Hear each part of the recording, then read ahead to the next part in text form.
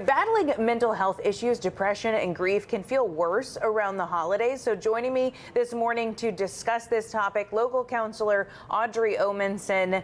Good morning, Audrey. Always good to talk to you. You know, I always respect your opinion. So thanks for joining me this morning. Yeah, absolutely. Thanks for having me. Yeah, Audrey and I have been talking for a long time. So I know that this is a topic you're really good at. What kind of advice would you have for someone who's battling through issues like depression this holiday? Yeah, I mean, the holidays are tough. The days are short. It's dark a lot. You know, there's a lot of expectations around what the holidays are supposed to look like. And I think that can really exacerbate a lot of the mental health pieces. I would definitely say if you're dealing with grief, depression, things like that, find some support. It could be a friend. It could be people to spend some time with. It doesn't have to be what the holiday cards look like of what that support is. And also, if you're having a hard time finding those people, reach out to a counselor. If there's a community organization that you care about, some people turn to religious groups, that sort of thing. Find some place to be with people there. But that's one piece that can be really helpful and important where you're not totally isolated. You know, it feels like finding a support system should come a lot easier than it has. And I feel like even since the pandemic, it's been really difficult to find your people. Have you found that that's pretty common?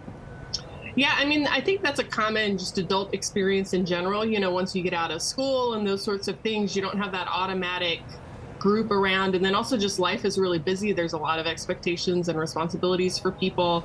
And it can just be tough to find together time, especially, yeah, since the pandemic. But it's not impossible. And even if it's just one person, right, like that makes a difference. And if you're not sure how to find that, there's, again, counseling, finding support from other people to help you figure out how do I build a support system for myself that feels good and is actually helpful and supportive. Like there's resources out there for you to help navigate that. What if you're hearing this and you're wanting to be that support person for somebody else? Like, how should I support someone who I know might be feeling depressed or might have suffered a loss this year?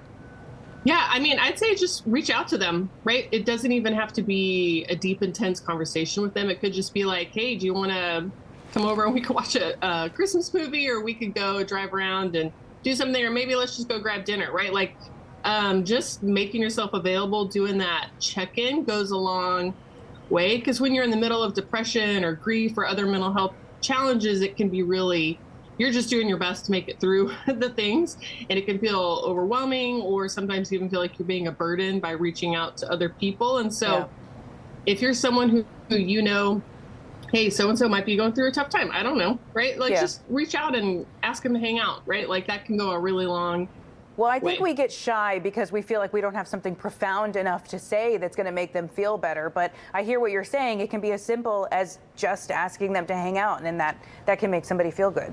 Yeah, absolutely. There's no magic phrase that's gonna like solve everything and make better. I'm literally a counselor, and I don't have those phrases either. You don't know the magic it's phrase? really- Share it with us.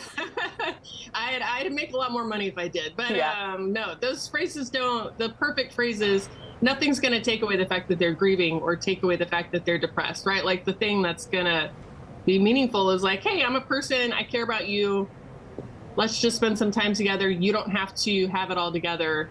What about to hang out? What can people do if they know they're struggling with depression and grief this time of year? How do they start by reaching out to somebody? What kind of expert help should they be looking for?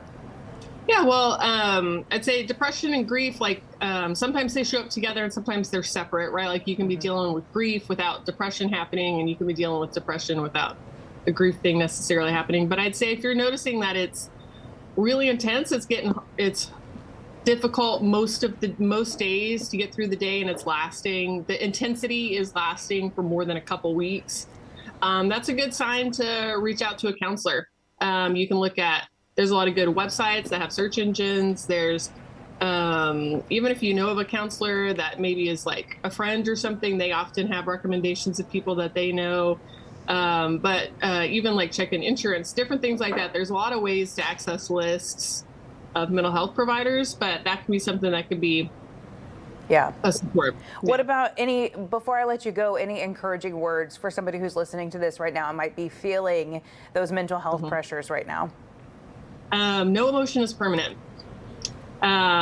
It's a double-edged sword, right? Because it means emotions that feel good will change too, but the very nature of emotions is they shift and they change, right? So we can be going through seasons where things are really heavy and hard for a long time, but that's not permanent.